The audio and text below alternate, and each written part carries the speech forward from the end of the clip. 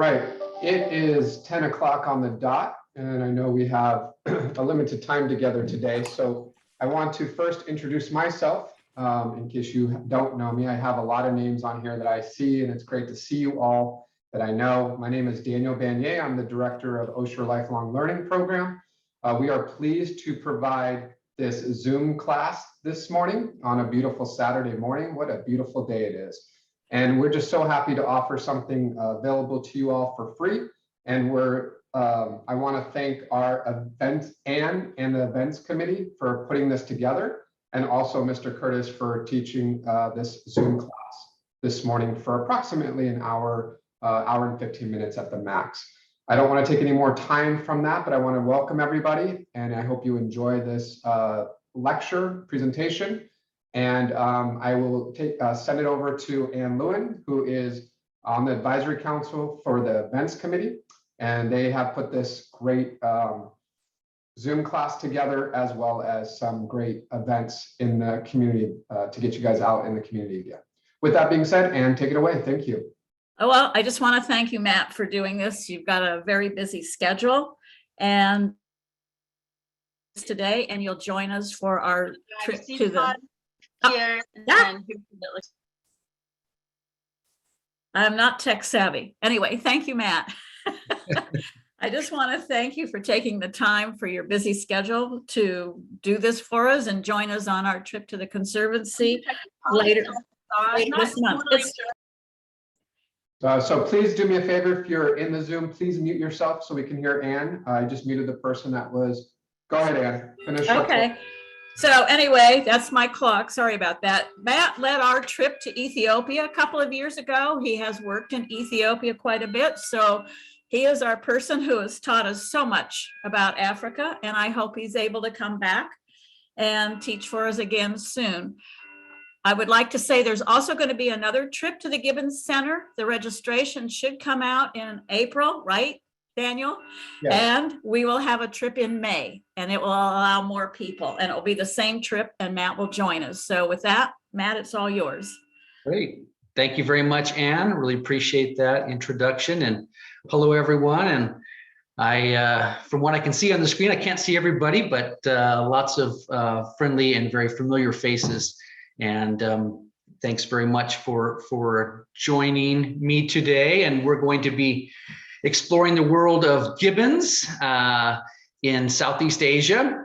And as Anna was saying, I do anthropological, particularly archaeological work in Africa. We'll be in Southeast Asia today with gibbons, as that's where they are from. But I teach, as some of you know, I know that you know that I teach in anthropology at Cal State Channel Islands and elsewhere. And I trained in kind of the breadth of anthropology, including in biological anthropology. And although I'm not a primatologist, so I'll say that from the beginning, I'm an archaeologist, not a primatologist, but I'm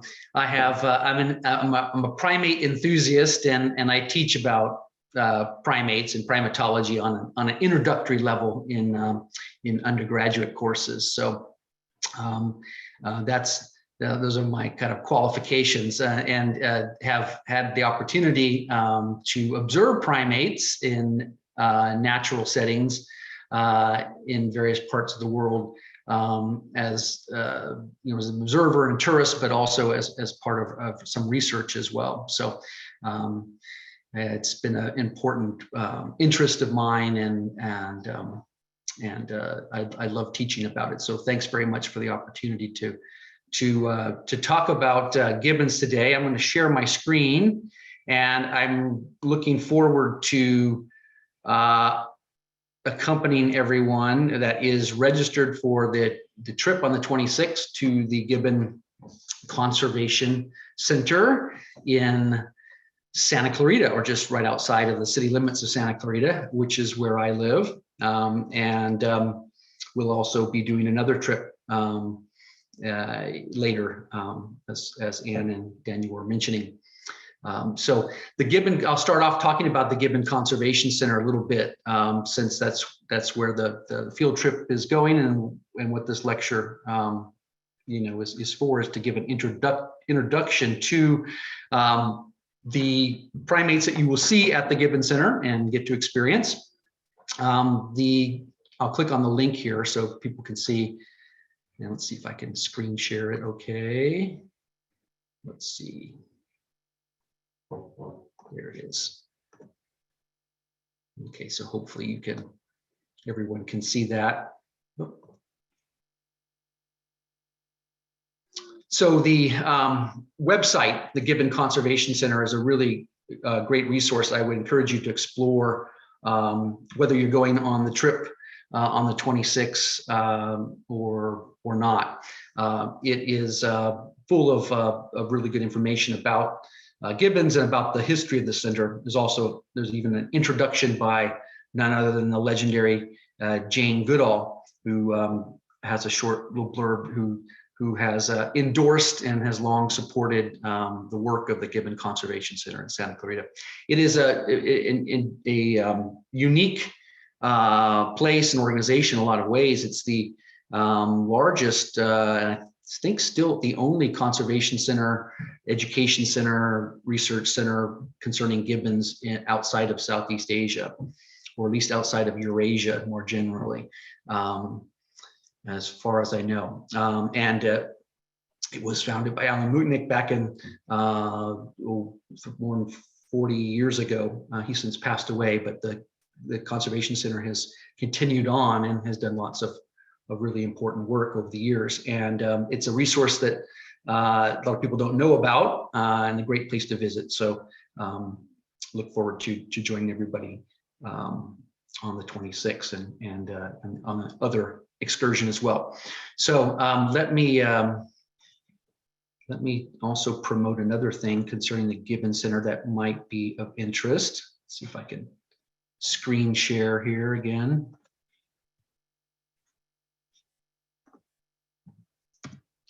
And that is the recently released documentary film called The Center, Gibbons and Guardians.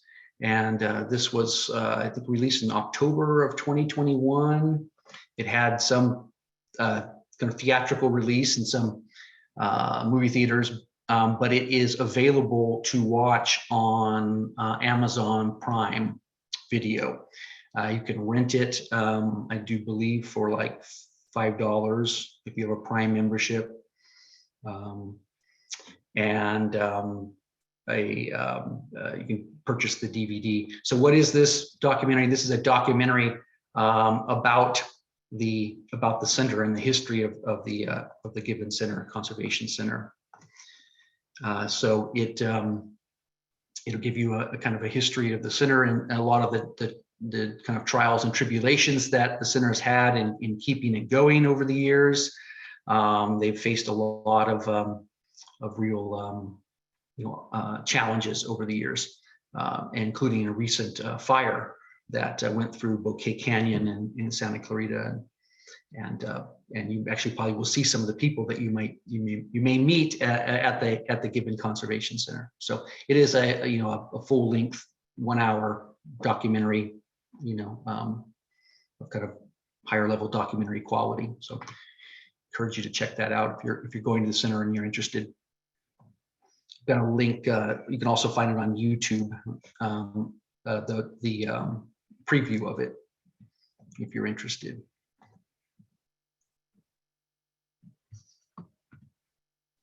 So where do gibbons fit? And I should also say that when we talk about gibbons, we're talking about 20 species of gibbons, at least 20 species of gibbons. And there's debate among primatologists about whether some of the subspecies are actually distinct species from each other, but we'll say 20, including the most recently discovered, I should say discovered by science. Local people have known about their existence for centuries, but of a newly documented species of gibbon along the border in southern China and Myanmar or Burma.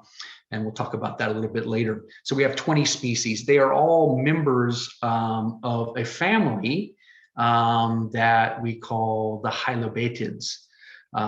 And they are apes.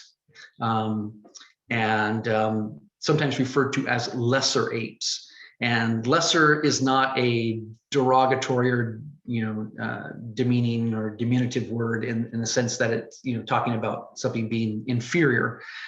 Lesser refers to their size, as we'll look at and talk about in a moment. We talk about great apes and lesser apes in the vernacular, and great apes are the members of another family that we call the Hominidae family, which includes ourselves as humans, the chimpanzee species, and we have 2 living chimpanzee species, Pan troglodytes, the common chimpanzee, and Pan paniscus, the bonobo chimpanzee, right? So they're members of the same genus, 2 different species of chimpanzees. And then we have the gorillas, and we have the Western and Eastern gorillas, and then the orangutans of Southeast Asia. And as I mentioned, ourselves. Those are the great apes. Those are the only living great apes, right? The chimpanzees, including the bonobo, the orangutans, the gorillas, and humans. Those are the great apes. And then the lesser apes are the gibbons and Simang, or the group that we call the hylobatids.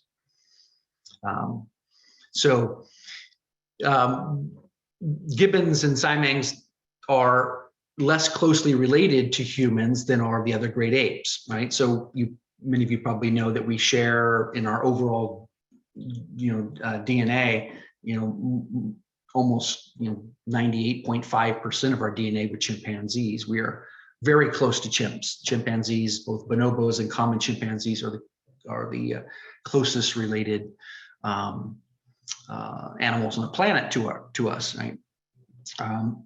We are actually, and chimpanzees, I'll put it this way, chimpanzees are closer to us genetically than they are to gorillas or to orangutans or to gibbons, right? So chimps are very close to us. We're closest to chimps, and that's why in terms of taxonomy, we stay with the chimpanzees all the way down to the subfamily grouping. You can see it on that simplified taxonomy I have on the screen there. Hopefully you can see. This is showing that this is simplified in that not all the, if we had all of the species of primates that live today, we'd be talking about several hundred, right? And there would be these are just big taxonomic groups. And the only group that is worked out all the way on this simplified taxonomic chart here, that's worked out are the great apes, all the way down to the species level. So at the bottom there, you see the orangutans and the gorillas and the chimpanzees and humans.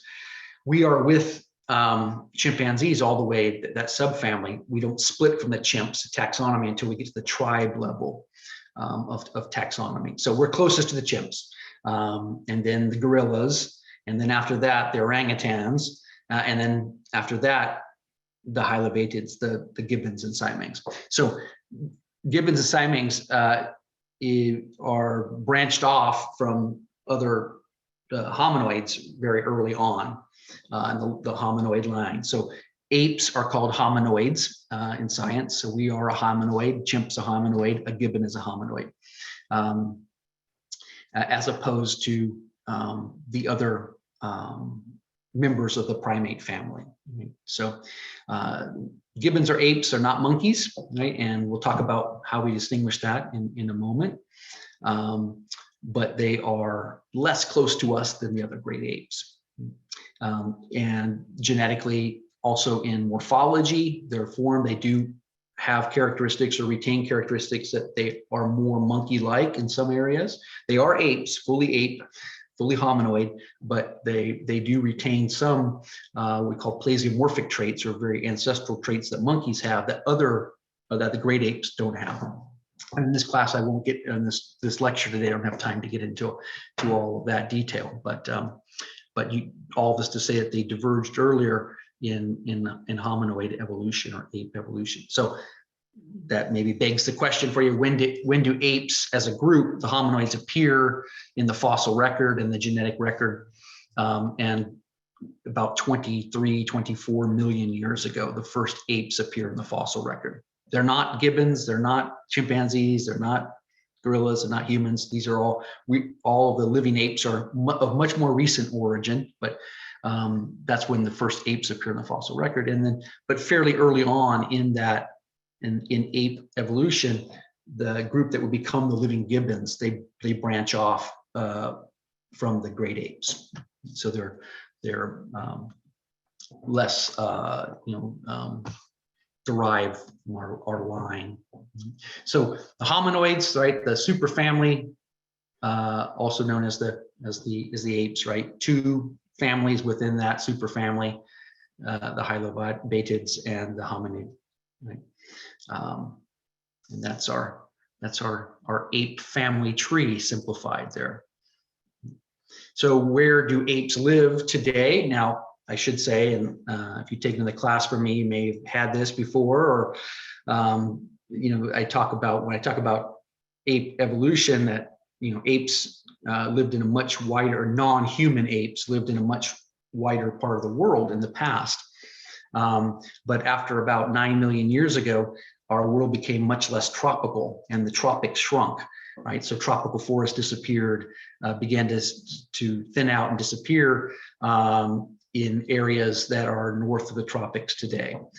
So there were apes back in the Miocene between 23 million years ago and about 7 or 8 million years ago. There were apes in Europe, Southern Europe and parts of Central Europe. There were apes in Northern Asia. Right, there were apes only in Africa, Europe, and Asia, never in the Americas. Apes have never been in the Americas until humans showed up in the Americas. But in Africa and Eurasia, we had apes in a much wider distribution. But then things change, and a lot of ape species go extinct. Also, new ape species appear in the fossil and genetic record, including the living apes that we have today. And of course, the various hominin species, the apes on two legs, our lineage, that have existed over the last 6 million years. So the last 6 million years saw a reduction in the number of apes, but also the origins of our own lineage, the hominin lineage. So, and chimpanzees, for example, have been around probably as distinct species, for the last 6 million years. We've been around for about 300,000 years as a species, to give you a sense. Gibbons, even further back, the living gibbon species are probably even older, you think, than many of the great apes. So if you look on the map, right on the left are where the African apes are, the gorillas and the chimpanzees, bonobos and common chimps. And on the right, the apes of Southeast Asia. The orangutan species, the great apes of Southeast Asia, live today only on the island of Sumatra and Borneo. Now, orangutans may have lived more wider in Southeast Asia in the past, but we have no real historical or paleontological record of that. But we think that that was the case, and then they became isolated on Sumatra and Borneo, where they, like other apes, face a lot of threats today with deforestation, particularly driven by palm oil and urban advancement and logging and other things that lead to forest and habitat loss. The gibbons and siamangs live also in Southeast Asia, but unlike the orangutans, they live not just on island Southeast Asia, but they live in mainland Southeast Asia today, probably like orangutans did in the past, but no longer do. Right, so from basically the very eastern part of India through Myanmar or Burma into Laos and Thailand and Cambodia and Vietnam and southern China, particularly Yunnan province in southern China, down in Thailand, the Malaysian peninsula, and then into island Indonesia, and all the way down to Java, but not much beyond. So how do apes differ from old world monkeys, like a baboon, right? Or a macaque, right? A monkey you may be familiar with. Apes do not have tails. Monkeys have tails. This is a derived trait that is characteristic of the hominoid line of the apes. So when the first apes appear 23 million years ago, we know they're apes because they don't have tails. That's one of the reasons, one of the characteristics that we see in the fossil record.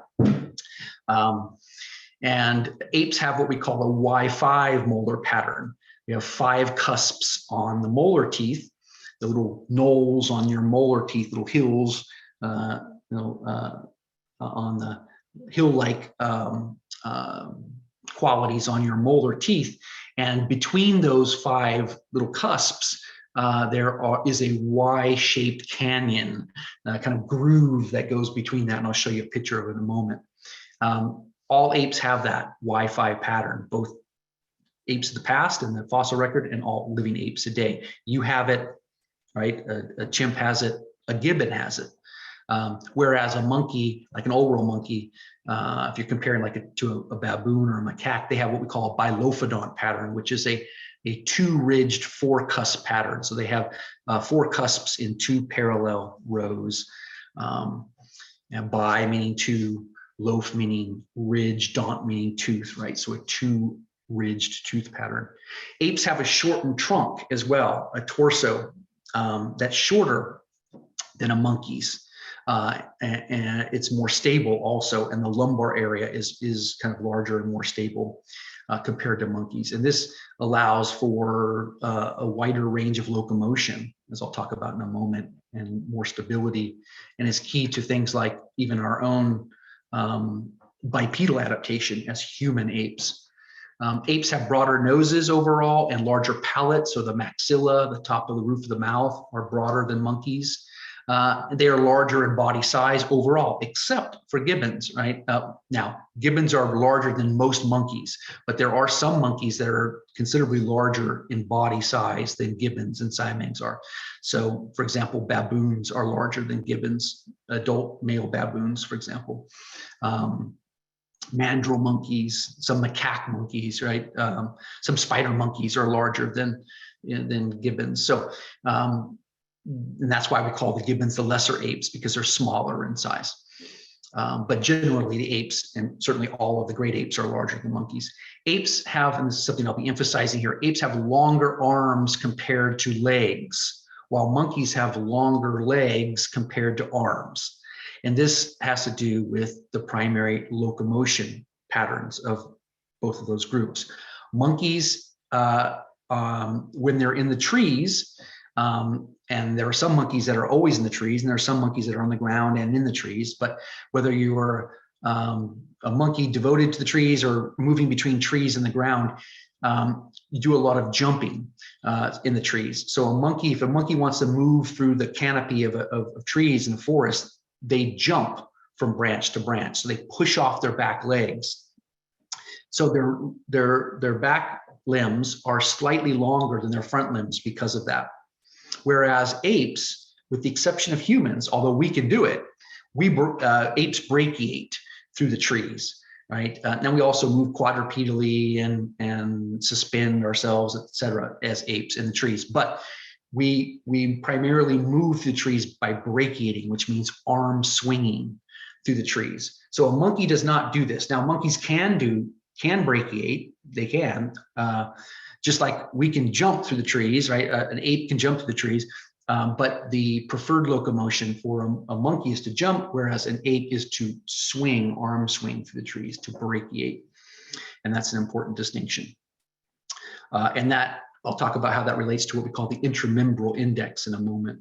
And this is important because gibbons are the ultimate brachiators, the brachiators par excellence, right? They're the best arm swingers of the apes, and they rely upon it more than any other ape. And we'll talk about why that is in a moment. Overall, hominoids have more complex brains, behavior, cognitive abilities compared to monkeys. It takes longer for apes to grow up to reach adulthood than monkeys, although I should say that primates generally have slow maturation, long periods of development compared to other mammals. Because of our big brains and all the social information, learned information that we have, and that we live in social communities. But compared to the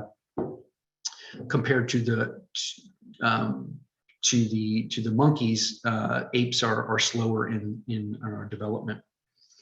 So I'll just show you some picture here of various apes, and then there's a gorilla on the second page. I couldn't fit it in there. So you can see the gibbon on the left, right? And we have him there, the skeleton articulated, hanging from a branch. Look at those long arms and long fingers and shorter legs. That is a classic ape look, right? Kind of taken to the extreme in gibbons. The chimpanzee there, chimpanzees are arm swingers in the trees, but they also spend considerable time on the ground terrestrially. And when they're on the ground, they move quadrupedally on all fours with their knuckles, putting weight on their knuckles of their forelimbs. So we call them knuckle walkers on the ground. In the trees, they move quadrupedally and they brachiate, the arm swing. The orangutan, you see there, will walk quadrupedally on the ground, but they don't spend a whole lot of time on the ground, and they have a modified knuckle walk. It's not a very efficient knuckle walk, but they do knuckle walk on the ground. And they spend a lot of time up in the trees, and they do a lot of suspensory kind of hanging and sitting way up in the trees. And that's quality of their reflects their anatomy. The human there, we bipedal adaptation, right? We are the only living hominoid or ape to locomote habitually or as on our two legs, right? And that's key to defining the hominins and the humans. So we have longer legs and shorter arms because of that. So we are different than the rest of the apes in that sense. The rest of the apes have longer arms and shorter legs, except for humans, and that's because of our special bipedal adaptation. Now, all the apes can move bipedally, they just don't do it efficiently, right? Just like we all can move quadrupedally, we can all knuckle walk if we want to, but we're not going to be very efficient at it, right? So we all have that ability, but we have that adaptation of what we call obligate or habitual bipedalism. Now the two, and I'll show the other ape here because I couldn't fit it on the slide, a gorilla. Gorillas are very terrestrial. Adult gorillas really don't spend much time, they spend most of their time on the ground, and so they're very terrestrial and they're knuckle walkers. But when they're in the trees, they will brachiate, arm swing. The bottom two there is a lemur and a baboon. So lemurs are a suborder of primates called the strepsirrhines, kind of the most ancestral group of primates. And lemurs are overall what we call clingers and leapers. They cling on to the trunks of trees and branches of trees, and then they push off with their legs and they jump, and then they leap, and then they cling again. So they cling and then leap, cling and leap. So not surprisingly, their anatomy, right? They have longer legs and shorter arms, or longer hind limbs and shorter forelimbs, because they're pushing off with those legs to leap between trees, or even on ground. When they're on the ground, they leap instead of walking quadrupedally. And baboon there is a monkey, and monkeys will do a variety of locomotion, but again, as I mentioned, in the trees, they're jumping, they walk quadrupedally on the ground for the most part. And so they have slightly longer back legs than front limbs. So this is part of what we call the intramembral index. So in primatology, we measure an intramembral index, which is you take the length of the humerus, the upper arm bone, and the radius, one of the two lower arm bones, right? The length of that in centimeters or millimeters. You divide it by the length of the upper leg bone, the femur, and the tibia, lower leg bone, the length of those, and then multiply by 100, or divide the humerus and radius by the length of the femur and tibia, and then multiply by 100, and we get the intramembral index.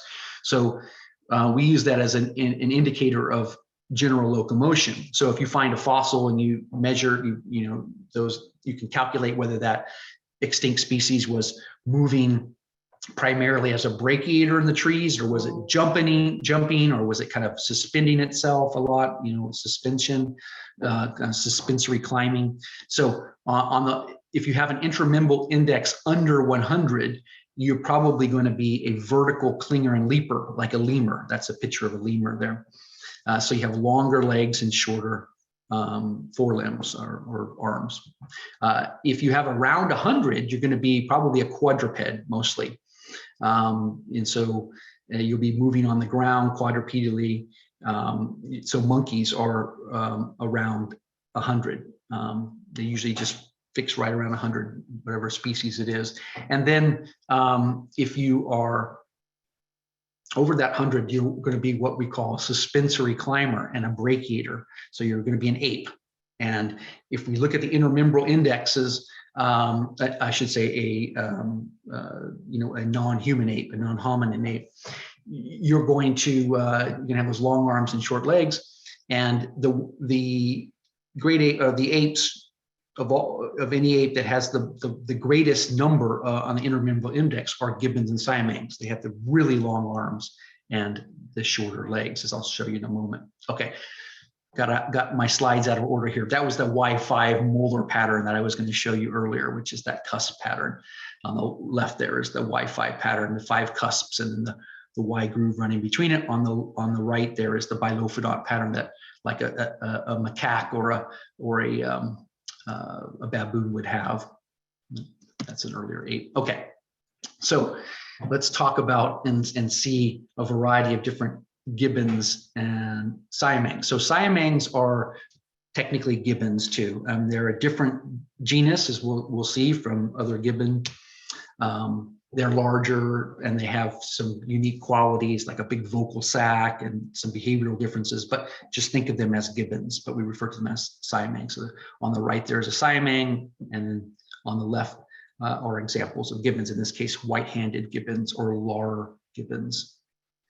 So if you look at this, the Gibbon down here in the lower right picture there, of the Siamang there, brachiating, that is classic ape anatomy or morphology of the anatomy you can see there. Look at that very stable, short torso. Look at those short legs. Look at those long arms. Look at all the musculature in the upper body. Gibbons, if you control for size, are the most muscular in the upper body. Now, they're not as strong as chimpanzees or gorillas or orangutans because they're smaller. But if you blew them up, right, and made them the size of a gorilla or orang, they would be stronger in the upper body. And again, it's because they rely upon brachiation to the greatest degree of any of the apes. So they're built for swinging, right? And it looks like you could put an invisible chair in that picture, right? Like that bottom right picture there, the Siamang is like sitting in an invisible chair. It can be, its legs are kind of perpendicular to its torso, and that's part of the great flexibility that apes have in hips, and that short legs and that short torso. You can imagine if you're swinging through the trees, you're going to want long, strong arms. You're going to want long, curved fingers. You're going to want shorter legs so that your legs don't get caught up in the branches, right, or in the foliage as you're moving through. And you're going to want less weight down there as well, right? So that's why you have that anatomy for a brachiator. So the hylobatids, and hylobatid comes from the Greek, ancient Greek. The hylo part refers to forest, and the bates, the batid part, the bates refers to a treading or walking, or so forest walker or forest mover is where we get that name, that scientific name. Now, the term Gibbon, the vernacular, that comes from a Malay word, actually probably an ancient Malay word from the Malay Peninsula that's been changed over time, but its roots come from an ancient Malay word. Siamang, you can think of Siam, right? That's where that comes from. Siam, an old term for Thailand and Cambodia, that region, right? So there are multiple species of gibbons, or at least 20 species, and there's debates among primatologists about whether some should be regarded as subspecies, and so you could have more than that. But 20 is a good number, and I'll show you those in a moment. And that includes the Cymang genus as well. And there are 4 genus groups. So a genus, genera groups, right? That's a collection of species, right? So I talked about chimpanzees being pan. Their genus is Pan, P-A-N, right? There's 2 species in the chimpanzee genus, right? There's Pan troglodytes, the common chimp, and Pan paniscus, the bonobo chimp, right? Their genus is Pan. Humans, our genus is Homo, right? The human genus, and we're the only living human today, but there were lots of other humans, right? Homo neanderthalensis, Homo erectus, Homo heidelbergensis, Homo habilis, right? Homo floresiensis, right? All these different human species that exist in the past that are now extinct. They were all members of the genus Homo. So there are 4 genus groups of Gibbons and Cymangs. They all live in Southeast Asia, as I showed you. I'll show you a little bit more detailed maps in a moment. And they are all brachiators, living way up in the trees. I'll talk more about that in a moment. So that's why they're brachiating. They really rarely ever come to the ground. There are gibbons that have never been observed, what we call focal animal studies or focal primate studies, where they're following a particular individual through its life. Researchers that just follow it day in, day out, and record their observations, and never touches the ground, an entire life course. Born in the trees, dies in the trees. They only come down when they have to get water. A lot of times their water is up in the trees, in the trunks and hollows of trees. And so they don't have to come down, but sometimes they do have to come down, but they'll suspend themselves, kind of hang down and drink the water on the forest floor rather than coming down all the way to the forest floor. So they really are arboreal, right? They're not terrestrial at all. And when they do come to the ground occasionally, and they do in captivity. So if you see, Cyamangs or gibbons in captivity, you will see them on the ground because they live in the zoo, right? They don't have a lot of space, and they'll come down, and the food may be down there, and their keepers have to interact with them, so they'll be down on the ground. When they do come on the ground, they walk bipedally, not quadrupedally like a monkey or a chimpanzee or a gorilla, right? Which will move quadrupedally on the ground on all 4s. Gibbons and Cyamangs walk bipedally on the ground, and that's because their arms are so darn long and their legs are so short that they really cannot quadrupedally walk. They can't do it on the ground with any efficiency. So they're actually more efficient as a biped on the ground than they are as a quadruped, and they're not an efficient biped. They've got short legs. Legs come straight down. They don't have an angle. They don't have the butt muscles, none of that, they don't have the foot for it, all that. But they still do bipedally walk because they just have too long of arms and too short of legs to quadrupedally walk on the ground. Luckily, they don't have to do that very much, although they will move bipedally in the trees on big branches or big tree trunks occasionally. I'll show you that in a moment. So in terms of social organization, Gibbons and Cymangs live in what we call monogamous social organization, which means one adult male and one adult female who are bonded and who work together. They have offspring together.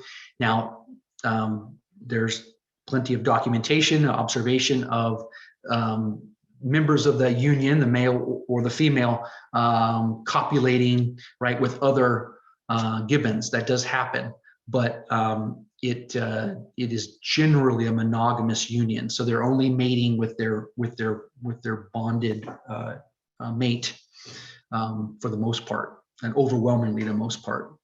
And they work together as a unit. If we want to put it in, anthropomorphize them or humanize them, they co-parent their offspring. Male gibbons have a really, they're very on the high end of parental investment in their offspring compared to other primates. Males in some primate species don't have a lot to do with their offspring. They don't know who their offspring are, right? So if you're a chimpanzee and chimpanzees live in multi-male, multi-female communities, 50, 60 adult males, 56 adult males and 50, 60 adult females, and when a female comes into estrus and she wants to reproduce, there'll be multiple males copulating with her. There's no way for chimpanzees to know the paternity.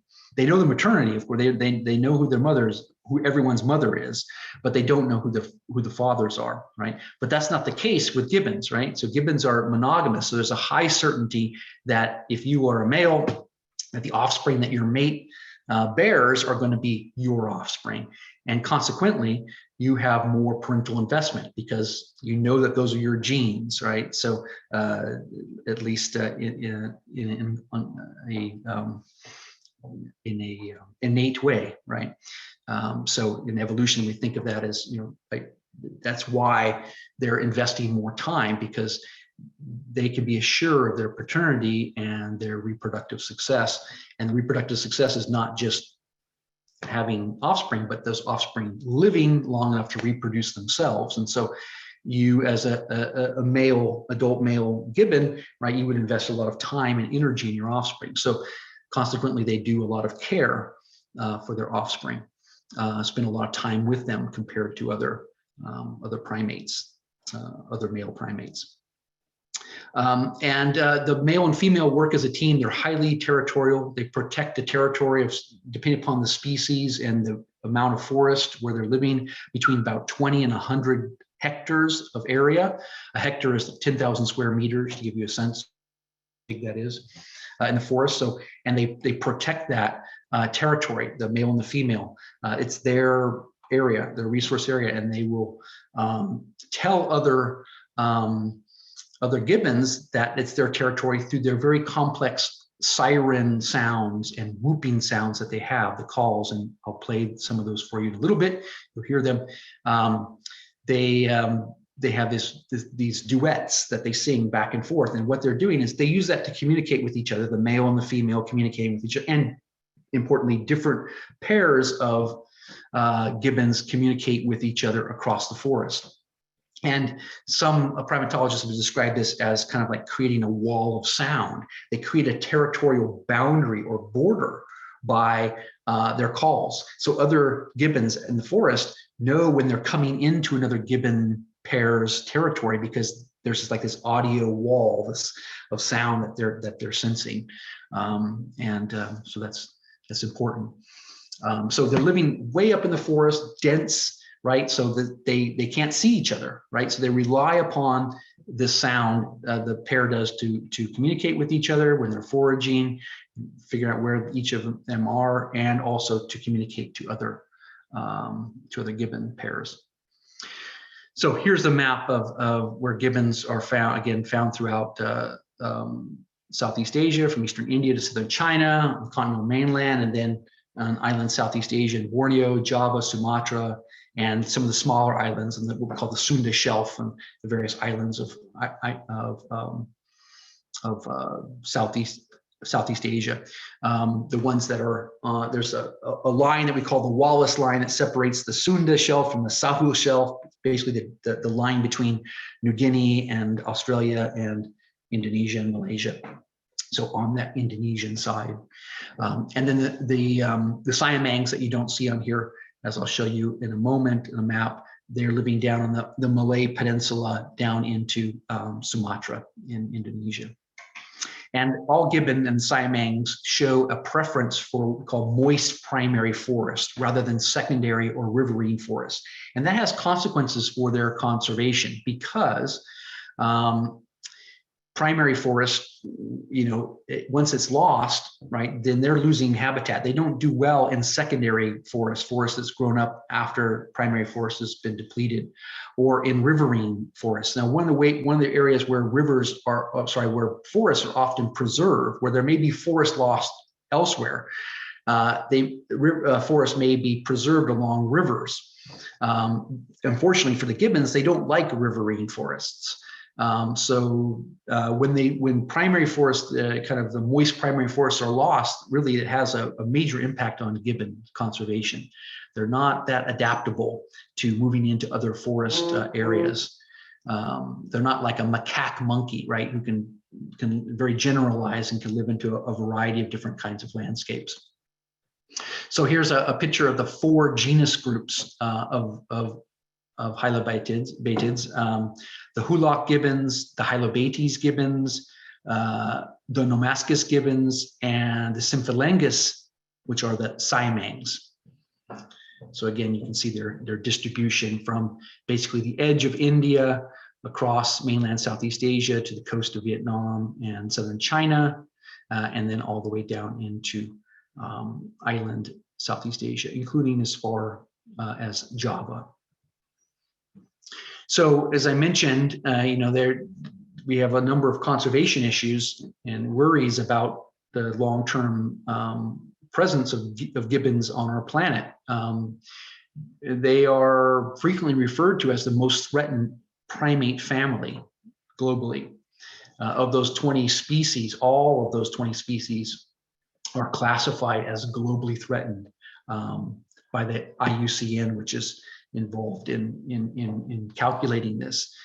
They're referred to as a red list group, which means that if things don't change within probably the next 50 years, most of those species will be extinct in the wild, given the rate of forest depletion that we have. Again, much of that related to things like palm oil production and logging and mineral exploration, but also urbanization as well in Southeast Asia. I'll come back and show you a couple of video clips in a moment. I just wanted to show you the table here, which is showing those different, these are different social patterns within primates. And again, the second one there is monogamous family group. That's what the social pattern of gibbons and siamangs are. And you can see that there are other primates that also have monogamous social organization. Tarsiers, for example, which are small, unique primate group from Southeast Asia. Indries, which are big-bodied lemur from Madagascar, right, are monogamous. And then we have polyandrous, and we have single male, multi-female, gorillas, sometimes referred to as polygamous unions, or polygynous unions. Gorillas are a classic example of that. We have our gelada monkeys, or another example of that. We have one adult male and multiple females in a harem. And then the multi-male, multi-female group, which chimpanzees are characteristic of, macaques, baboons are characteristic of those. And then, of course, solitary patterns as well. Orangutans, Southeast Asian ape, are largely solitary individuals living out on their own.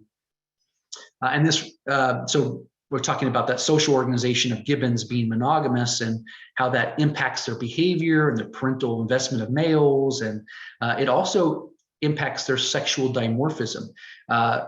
They are not very sexually dimorphic. What does sexual dimorphism mean? Sexual dimorphism means difference in size or in shape or in color between males and females in any species. And it usually results because of competition for mates. It leads to sexual dimorphism. So gibbons have reduced sexual dimorphism. They are adimorphic. Males and females are essentially the same size. They have basically the same size canines. Males a little bit larger canine, but not much. Whereas you compare it to other primates, this is not the case. If you compare them to something like gorillas, right, they're on the opposite end of gorillas, and I want you to think about how that relates to their social organization. So again, sexual dimorphism, you're probably familiar with this concept, but I'll just briefly show you a couple of non-primate examples here, right? And they're not always males bigger, females smaller kind of thing. In arachnids, spiders, right, often larger. You can see the black widow example there than the males.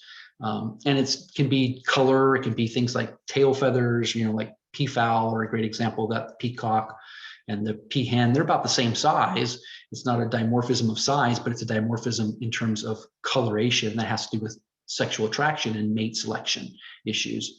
And then, of course, classic example like the bighorn sheep, right? Males with the big dimorphic horns, and it has to do with intense competition because those bighorn sheep live in harems, right? Where you have one male and multiple females. There's intense competition between the males for access to those harems. And so therefore you get that dimorphism. And that's the same kind of thing that we see in like gorillas, for example, highly dimorphic, because gorillas in single male, multi-female communities, there's lots of it's high stakes competition between males for access to females.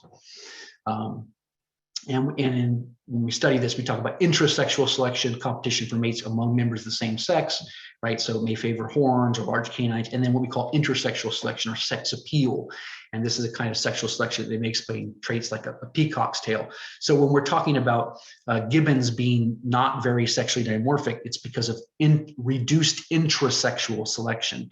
There's not much competition between males for females, and females are actually also are not very choosy sex appeal because they're bonded, right? So the males don't have to compete with each other because they've got a mate, and the females are not looking for qualities necessarily in males once they've picked a male, right? They're not out shopping around or looking for another mate, and the male is not out there trying to find, right, shopping for a group of females because he's bonded with his mate. So on the left, gorillas, right? They live in single male, multi-female communities for the most part, right?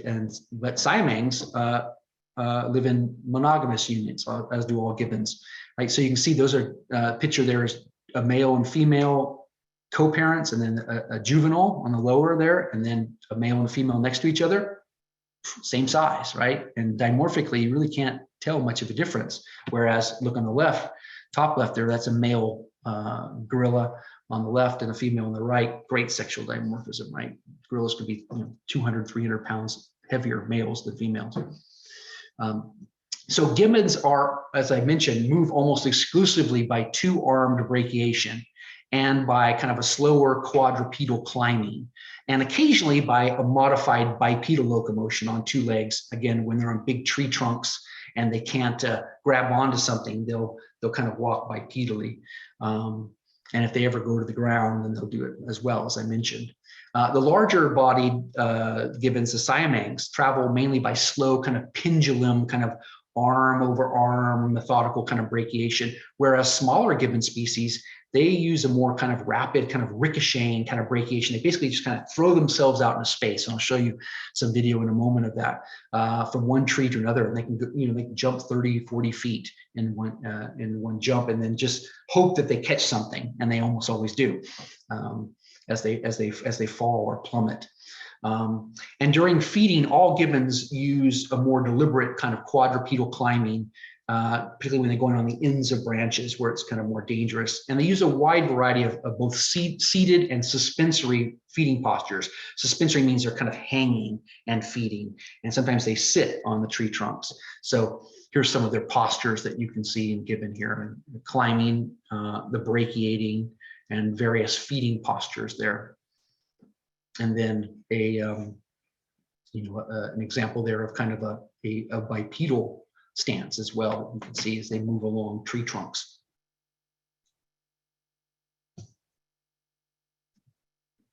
And if you look again, the anatomy, right? You can see the gibbon with this on the left there, small body, right? Super long arms. All apes, except for humans, have the long arms and the shorter legs, but it's hyper in the gibbons, right? So there's a skeleton of a gibbon. Look at those arms, right? And look at those long fingers and a very toe. Now, all great apes except humans have really efficient grasping big toes, or prehensile big toes, just like a thumb, right? A prehensile thumb, but very strong.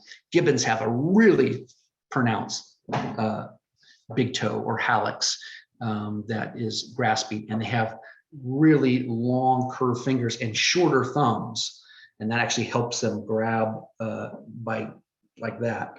And because, again, as I mentioned, because their arms are so long, when they have to go along a branch, like you see in that case in captivity, they will move bipedally because it's just, those arms are just too long to be efficient quadrupedally if they want to move over a great distance.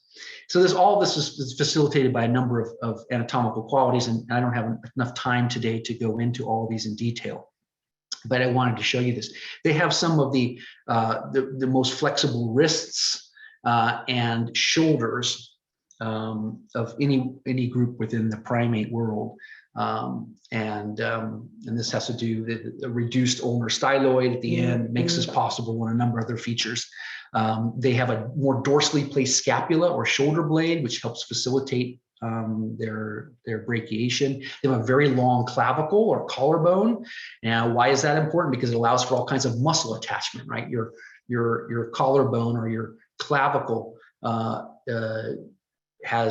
allows for all kinds of muscles, pectoral muscles, right, and muscles in your shoulder here to connect, which allows for that great musculature that's needed for brachiation. That big, robust hallux or big toe that's grasping, and the long curved fingers, all very important. So you can see on the top there a gibbon or Simang, white-handed gibbon, excuse me, it's a white-handed gibbon on the top. Foot there, there's a hand, skeletal example of a hand there. Then you can see the hands of that white-handed gibbon there as well. And again, you see those long curved fingers, shorter thumb, right, other longer phalanges. Top there are feet, and the bottom hands. And if you go to the gibbon center, you're going to see those hands up close, probably through the mesh of some of the enclosures. You'll get a good chance to take a look at. And of course, because they're primates, they have nails like you do. You'll probably, even though the morphology is a little bit different, the longer fingers, et cetera, I think you'll see lots of similarities with your own hands, right? Because you have ape hands. They're modified in some ways as humans are, but still part of that ape legacy. Showing you just differences in primate hands and feet. There you can see the Siamang on the left, bottom left, and the center on the image on the right with the foot. So again, those suspensory, quality and the brachiation being really important. So we'll look here at the existing species and genus groups of gibbons. So again, as I mentioned, gibbons are currently divided into 4 mostly allopatric genera or genus groups. Allopatric means groups that are living in their own kind of ecological niches. And that's one of the ways that we define species, is when they're adapted. And allopatric speciation is when you get divergence of a group, and then they become adapted to a new environment away from the ancestral group, and then they evolve into a new species. And we think that that's what's happened as they occupied these different types of moist primary forests over a geographical range in Southeast Asia. And one of the defining qualities kind of genetically that primatologists use to define these groups is based on the karyotype or the chromosome number of each of the groups. And of course, there are also anatomical and behavioral differences, but gibbons are pretty similar in terms of their anatomy from species to species, and generally pretty similar in their behavior as well. In terms of their vocalizations, they're all monogamous, union, kind of social organization. They eat the same kinds of foods generally, et cetera. So there's not a lot of difference that way. So it's really based upon their aspects of allopatric speciation and what we can see genetically in the chromosome numbers, et cetera. So you can see the 4 groups there, Siamangs, and I'll go through each of these very quickly. The Hulak group and the Hylobates group and the Nomascus group being the 4 groups there. You can see the intermembral index that I talked about earlier listed there. And you can see that the Siamangs have the greatest intermembral number, 147. So they have the longest arms and shortest legs, right, of all of the gibbons. And then you can see there in grams, their mass. Siamangs are also the largest of all of the Hylobatids. And you can see that there's some variation, right? But they're all except for the Siamangs, they're all in the 500 to the low 700, 7,000, excuse me. And you can see that, again, look at the male versus female. Not a lot of dimorphism, a little bit of dimorphism, but it's pretty reduced sexual dimorphism. Females and males are basically pretty comparable in overall size and weight. So let's talk about the Siamangs first. Symphalangus syndactylus. Symphalangus means hand, or phalanges, I should say, like fingers, bones. And syndactylous means it refers to it's actually referring to a membrane that exists on the Siamang's hand between this on each foot, excuse me, between this second and third digit. There's a membrane that connects them, and that's where that name comes from. They're the largest, right? Body mass over 10 kilos. They're completely black except aspects of their face. They are sympatric, which means they overlap in ecological zones with the Hylobates genus group, like the Laura gibbons in the peninsula of Malaysia and on the island of Sumatra. So they are distinct looking, very different looking in a number of ways from other gibbons, but they overlap with the members of the Hylobates genus group in terms of their overall geographic distribution. So you can see this here on the top there with the green is where we have Siamangs in the wild. So let's look at a Siamang here. Siamangs, and then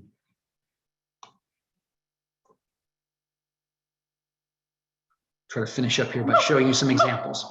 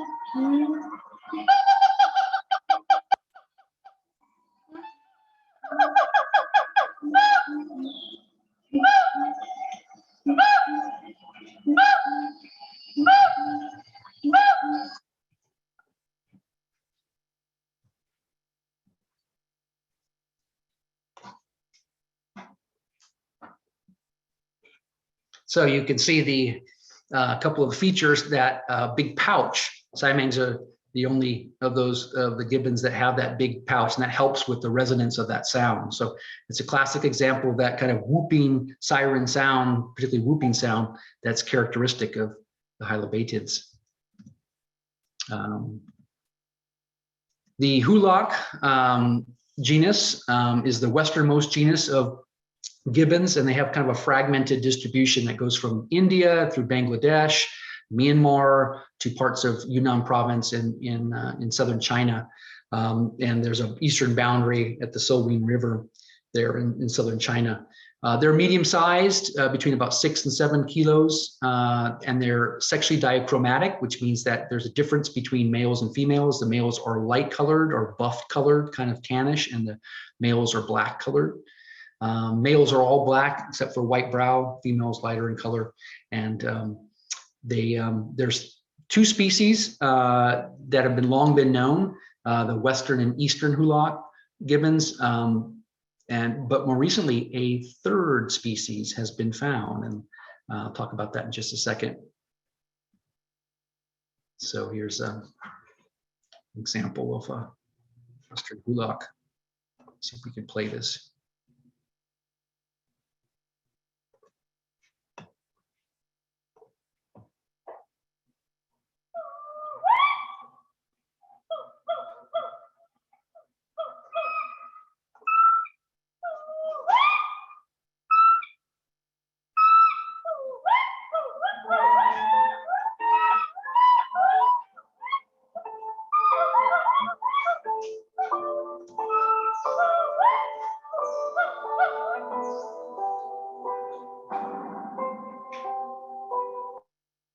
A Hulock gibbon pair often sings an elaborate duet, ending in a crescendo.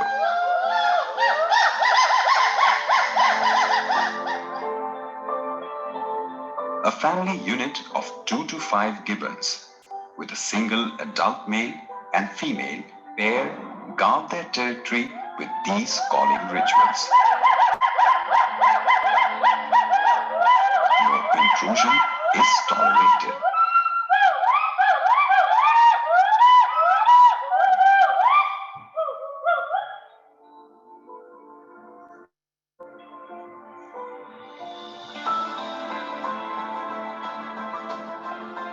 The Hula Gibbons pair for life and live on tree canopies, using their arms to swing through continuous stretches of forest.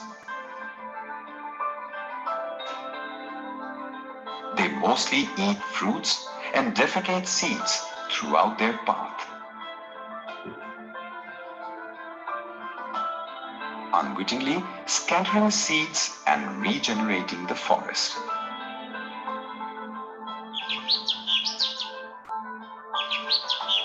They are the true guardians of these forests. Gibbons are the only apes found in India. The Hulok gibbon depends on a connected forest canopy. However, human development has cut through their habitat, pushing them to the brink of extinction. They are confined to the northeast, and their population is declining rapidly.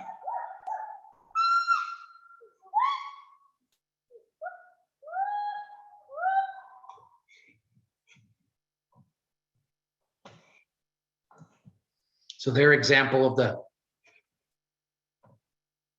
an example of the Western Hulak, right, which is the westernmost species living on the edge of India and Bangladesh, highly threatened today. And essential to aspects of the forest as well. I mean, you lose the gibbons, right? A species like that, you lose other aspects of the forest because they are really important for, as you heard in that video. Hopefully, you heard in that video. I'm not sure how well the video is playing here for us, but they move through the forest, eating fruit and dropping their seeds with their fecal matter, and that's important for and the forest cycle. Now, one of the Hulak species I mentioned earlier that's the most recently discovered in terms of scientific discovery of gibbons is this one here. This is the so-called Skywalker Hulak gibbon, named in honor of Luke Skywalker. And again, through walking through the sky or the forest, I guess is where that comes from. It's also known as the Gaogong Hulak gibbon. And this is a gibbon that's found in just a small forest area in Myanmar and Yunnan province. There are maybe 100 or so individuals that have been documented, probably diverged from the Eastern Hulak species about 500,000 years ago.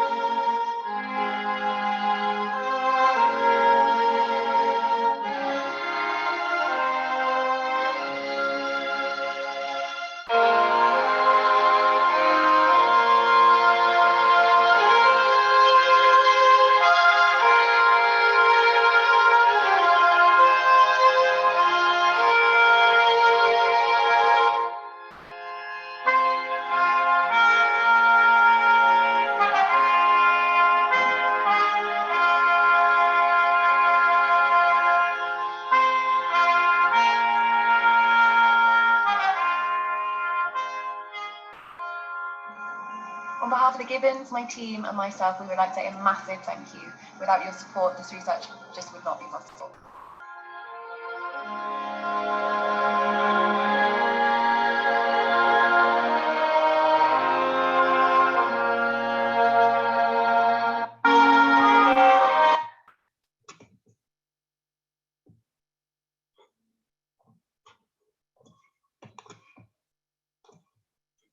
I think that's an innovative way to kind of communicate conservation by the principal researchers who documented that Skywalker, so-called Skywalker gibbon for the first time in science. And one of the unfortunate things is that, you know, there are probably about 200 of this species left, and we've, you know, just discovered by science, in that sense, documented by science, but maybe gone, you know, just shortly after it's first documented, if things don't change. Then there's the genus Hylobates, right? Which is a wide distribution from China to Thailand, through Myanmar, Cambodia, all the way down Malay Peninsula to Sumatra and Java and Borneo. They're kind of the largest of the genus in number of species. There are at least 7 different species. They have a number of distinctive vocalizations, and there are hybrid zones between many of the species, which is very interesting, including what look to be hybrid populations, where 2 different species are mating. So if you look at the bottom right here, the Hylobates is the kind of the orange. You see part of it on the map there, their distribution. And I'll end today with it, and hopefully with the video of the white-handed gibbons brachiating in just a moment. But I will talk very briefly about the last genus group, the genus Nomascus, which is found in east of the Salween River, southern China, in the Hainan Island, on Laos, in Vietnam, and eastern Cambodia. And there are at least 7 species of them as well. One of the interesting things that's happened on Hainan Island is if you're not familiar with where that is, it's right here where the arrow is pointing, right, in southern China, off the coast of southern China. It is tropical forest, of course, island, habitat for gibbons. But you can see that there's a lot of urban development. There's also industrial development, a lot of forest loss, road building. There's also been some storms that have created major landslides that wiped out some of the forests. About 95% of the habitat on that island for the gibbons is now gone. So one of the interesting things that's happened is conservation groups have created these. So the forest is very fragmented on the island, and some of those patches of forest are separated by roadways or by fields, farm fields, sometimes by urban areas, and so populations of gibbons can't move between that, which is consequential for the survival of the species genetically, right? You need gene flow between those populations, and of course resources, accessing the resources to feed themselves and move, but to find mates as well. So what various groups have done is create these ropes that go across roadways and across these open areas where they're vulnerable, like fields and things. This has been employed with some success, although there are some problems. It seems like some of the male gibbons don't want to move across them as much as the females do, and they're not quite sure why that is. But it's an example of a kind of localized conservation attempt, and bridges and things like that have been used for other primates in other parts of the world, and this is an attempt to kind of use that basic principle for the gibbon world. So I was going to show you some Laura gibbons, but I think it's 11:15, so I'll just show you a little 2-minute video of Laura gibbons and see if that works, and then we'll stop there and I'll take some questions. People have them. Hang on one second. Let me try to find my page here. So Laura gibbons, which are one of the largest groups of gibbons. Let's see if we can find them here. Sorry about this, I'm out of order.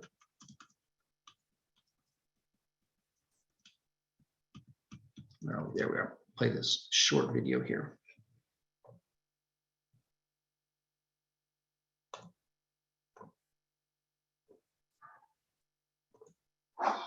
This is the world's first reusable cotton swab.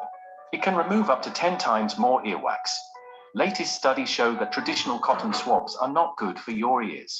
There is even a warning on the box telling you not to put them in your ears. Sorry about that. Instead, specialists recommend a revolutionary new device called Vidler. It was designed by a team of European ear, nose, and throat specialists. They learned that 2 in 3 people over the age of 38 suffer from severe earwax buildup and don't eat.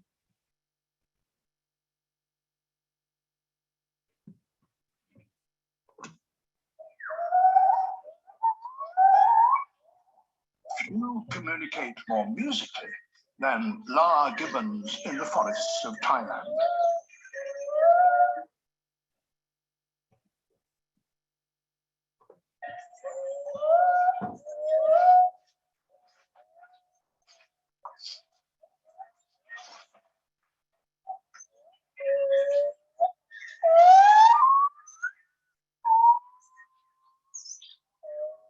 Then songs carry for many miles across the canopy, proclaiming that this piece of forest is theirs.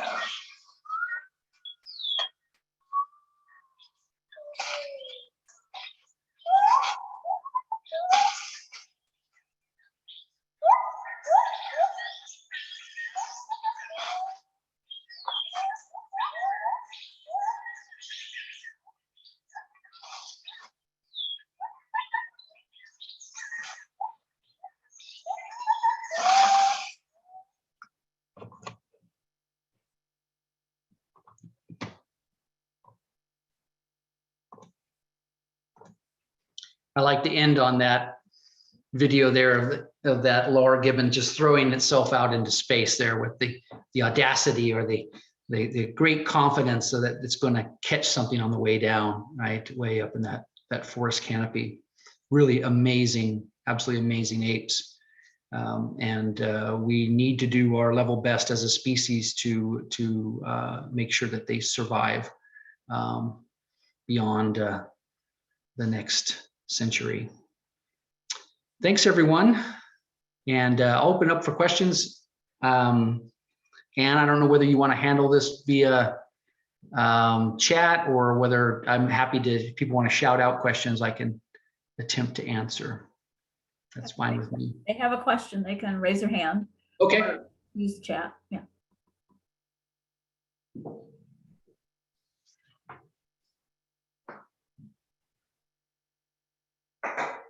Anybody? I sent you 2 chats, Matt. Okay, I'll look at them here. Let's see. Thanks, Jerry. Patience, Jerry. No, I wasn't looking, so thank you for prompting me. Okay, so Jerry's got, says, how much time do Gibbons pairs spend together, like sleeping together? Oh, that's a great question. Yeah, so they spend the whole basically sleeping hours together. What's interesting about Gibbons is they have a period of time, most Gibbon species are been documented to have a period of time where they don't feed and they're not out foraging, they're just kind of hanging out before they go to sleep. So that's a time in which they are, well, it's kind of like they're kind of like coming home from work and then they just kind of decompress and hang out. And there's grooming and other things that take place and with the offspring, and it's like family time, kind of cool. It's not to anthropomorphize it too much. And so there's that time as well. But during the day, for the most part, they're out individually, the male and the female are, if there's offspring that are dependent upon the mother, that offspring will be on her and the male will be off, and they'll be foraging kind of independently. So it's kind of like they go off to work, but they have their cell phones with them, right? They're communicating back and forth through their vocalizations. So they know where they are, usually where the other one is, but they're not necessarily in proximity always. Now, if they come into a patch like where a resource is very localized, and so, Gibbons eat lots of fruit, they eat flowers, they eat the tops of the soft parts of leaves, and some nutty kinds of foods as well. And they of course, they also eat birds' eggs, and because they're primates, they're generally omnivorous, but they are fullivorous for the most part, or I should say frugivorous and fullivorous, eating fruit and leaves and flowers. But when they come into a patch where there's like a concentration of resources, then the male and female will be together, right? So it depends upon, what complicates it is like, what are the availability of food? If the food is more distributed, it's less patchy, right? But, or, kind of spread out more continuously, versus if there's concentrations of food. If there's concentrations of food, the male and female are going to be around each other more. If it's more dispersed, then they're going to be out by themselves. And then the other question, do gibbons communicate continually or sporadically? I would say that, yeah, it's somewhere in between what would seem continual and sporadic, in that, when they do the kind of focal animal studies and they're following gibbons around through the forest canopy, and it's a hard thing to do because they're so far up, right? There's gaps in primatologists' knowledge of gibbon behavior because they're so hard to observe. You have to do, you can track them on the forest floor, but that's difficult. And you have them move on the forest floor, tracking them. And then if you have tree canopies, you're stationary as an observer. So you're stuck in a tree, nest up there, and you have telescopic, binoculars and telescopic lenses and things, but it's hard to follow them as they move. But what seems to be the case is that, if there's incursion by another pair, then there'll be a lot more, vocalizing going on, a lot more vocalizing. If there's not, a threat, or if there's a predator in the area, right? Or if there's humans that are in the area, then they're going to be vocalizing more. So I'm not certain whether you could classify it as more sporadic or more continual, but they certainly are in regular, the pairs are in regular contact with each other. And if they're encountering other gibbons, which they usually are at least once or twice a day minimum, they'll be communicating. What is the lifespan for gibbons? Great question. About 10 to 12 years, I do believe. I'll have to check that. It'd be a good question for the folks at the Gibbons Center. If they have any, there's a difference between captivity and in the wild, and I'm not certain of what the distinction is, right? So there's in captivity, gibbons have access to, if they're in good captivity, like in the Gibbons Center, right? They have access to veterinarian care and antibiotics and all kinds of things, intravenous things when they need it, whatever. And of course, they don't have that in the wild. So there's a difference, obviously. I just want to say this is going to automatically end in about 5 minutes. 5 minutes. Okay. So if everybody disappears, that's the way. So I'll keep taking questions until it shuts off, or people shut up, one of the two. All right, shut up. Okay. Would you share the link for the Skywalker Gibbon video, please? Yes, let me do that. That's a good one here. I'll put it up on the screen here, screen share. Let's see if we can get that back. Let's see. It is this one here. Okay. Can you see that? So it's unfortunately it's a YouTube link because it was on YouTube. But if you just type in, if you're like Googling it, type in Skywalker Gibbon conservation video, and it will come up. But and you can actually go to the website of the research group, and they formed this conservation organization now that's supporting that and working with the Chinese government, I believe. Let's see. Yeah, it's just a YouTube link there. If you struggle to lose weight, you must see this. A fat-dissolving loophole has just been... Sorry about that. Okay, next. 59 pounds. Next question was referring to territory, what size in miles? So I don't convert miles from hectares to miles. So most of the gibbon species are between 20 hectares and upwards of 200 hectares for their territory. 20 hectares versus 200 hectares. And a hectare is 10,000 square meters. So I just don't know in terms of like what that would be in terms of miles, but you can do the calculation there. Perhaps someone who can do the math real fast can tell us what that might be in terms of total area, in terms of like. Think of it in terms of a house size. What's that? You can compare it to a house size. Oh, per hectare? Well, for square footage. Oh, for square footage, yeah. So that what I've read is it's about we often use hectares when we do measurement and this kind of thing. So 20 hectares to 200 hectares usually is a pair's territorial range. So, and a hectare is 10,000 square meters. So, yeah, I just don't know the literature well enough to answer that well enough. Do they have natural predators in their home territories? Yes, they do. And this is one of the reasons why they live way up in the canopy, is to avoid predation. So what you probably can think one of the biggest and most fearsome predators in Southeast Asia are tigers. And tigers love to eat gibbons if they can get them, but they can't usually because they're so high up in the trees. And tigers, although tigers climb trees, and they do sometimes, they are mostly on the ground.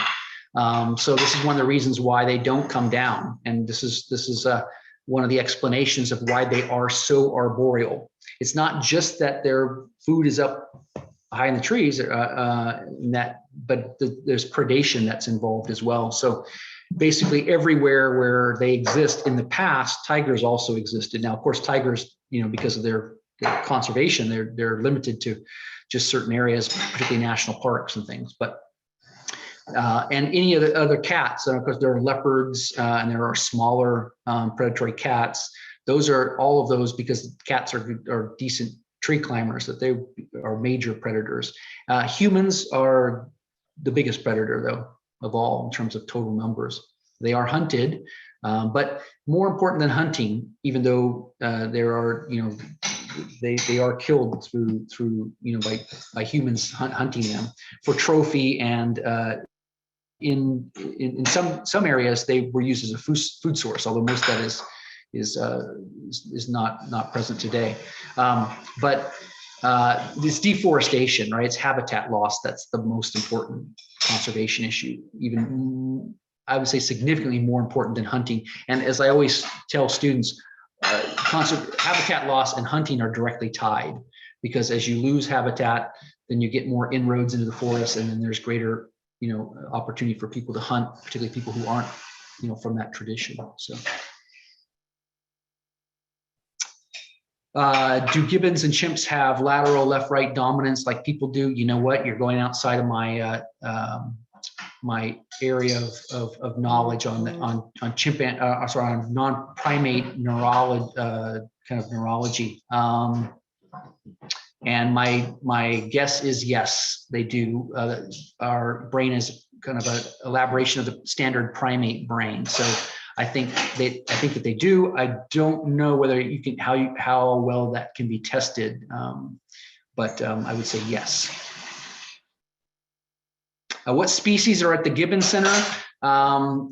There are several species at the Gibbons Center. I know they have. Last time I was there, and it's been a number of years now since I was at the Gibbons Center. There were white-handed gibbons. I think they were black-crested gibbons as well, and I remember a siamang as well. Siamang, so at least 3 species. I think there's probably more like 5, maybe 6, 7 species currently there. And if you don't go on the trip, I'll find out. We'll find out that info. I don't think they have the list on the website.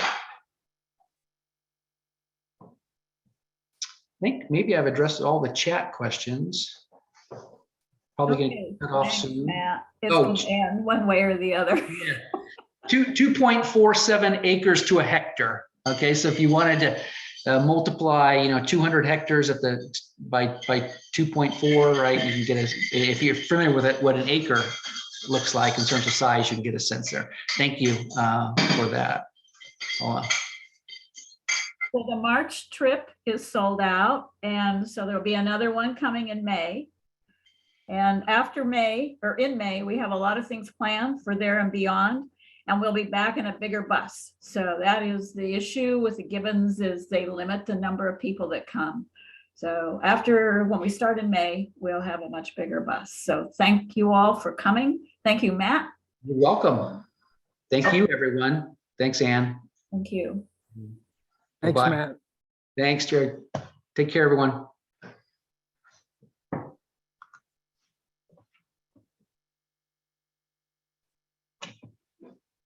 Goodbye, Matt. Does he have the names of people who signed up? He might have, yeah. Yeah, I imagine he would.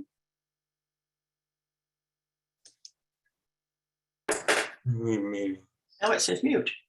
Carol Evans is on the still.